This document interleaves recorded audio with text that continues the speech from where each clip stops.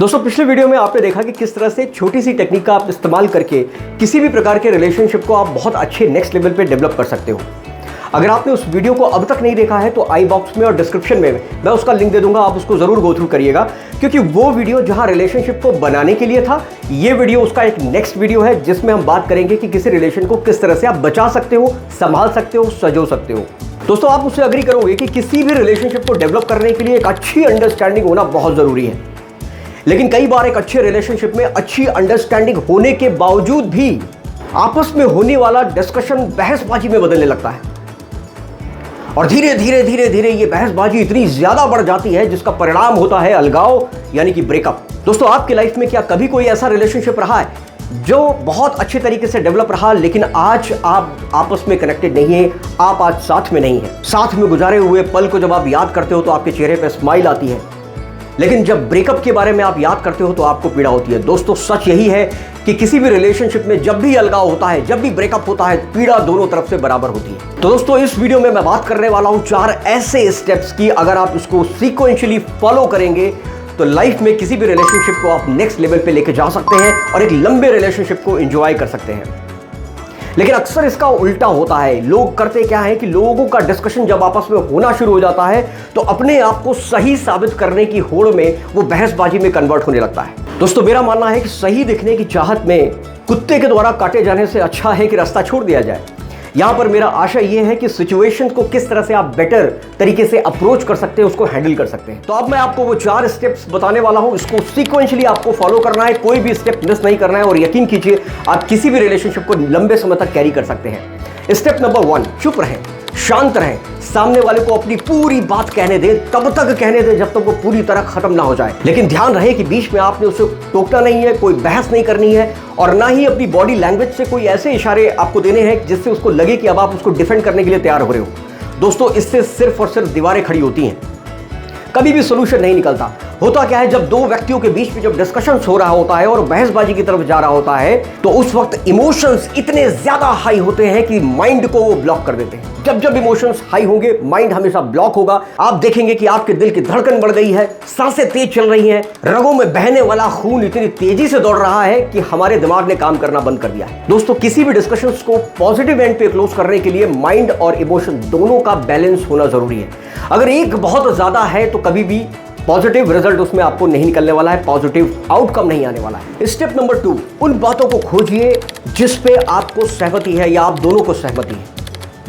दोस्तों जब सामने वाला अपनी बात को रख रहा होता है ना, तो कई बार हमारे मन में ये ख्याल आता है कि हाँ ये पॉइंट तो सही है इसका। तो अब आपको करना क्या है, जब आप उसकी पूरी बात सुन रहे हो तो उन पॉइंट को सबसे पहले खोज लीजिए जिस पे आपकी सहमति है, और जब आप अपने पॉइंट ऑफ व्यू को रखेंगे तो शुरुआत अपने तर्कों से ना करके आप उन पॉइंट्स को सबसे पहले रखेंगे जिस पे आपकी सहमति है, और इस चीज को करना बहुत जरूरी है। दोस्तों यहां पर आपने थोड़ी समझदारी से काम लिया है।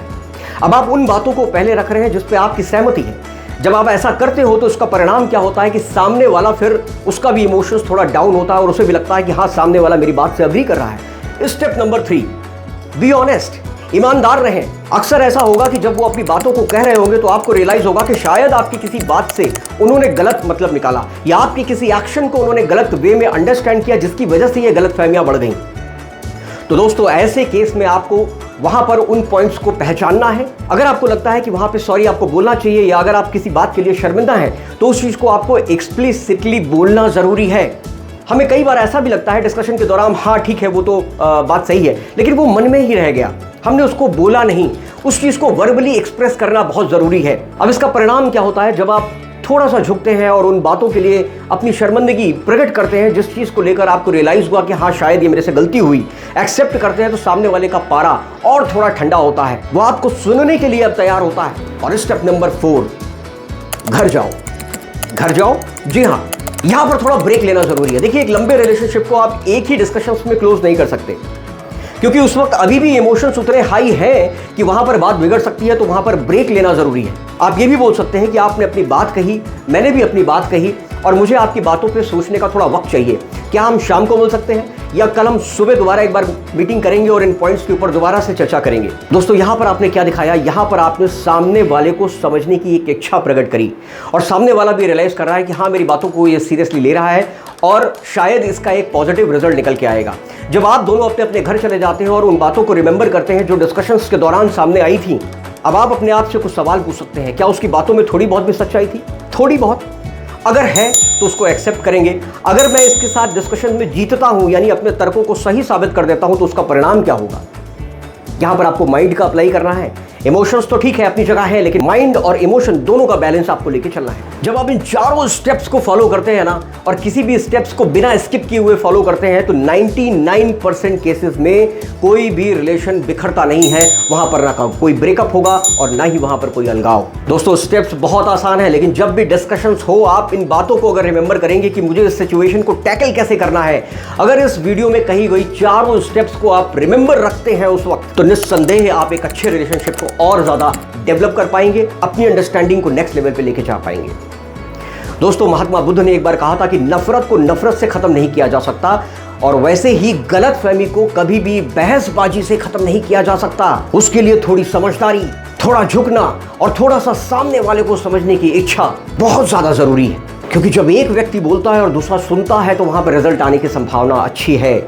लेकिन जब दोनों व्यक्ति एक ही साथ बोल रहे हो, तो वहां पे सिर्फ शोरगुल होता है, हल्ला होता है, पॉजिटिव रिजल्ट तो आता ही नहीं है। हमेशा अपने आप से पूछे कि आप हासिल क्या करना चाह रहे थे इस डिस्कशन से। तर्क को जीतने की वैल्यू ज्यादा है या उस रिलेशनशिप को कैरी करने की वैल्यू ज्यादा है? और मेरी मानिए, किसी भी बहस से सबसे अच्छा परिणाम तब निकलता है जब उसको किया ही ना जाए।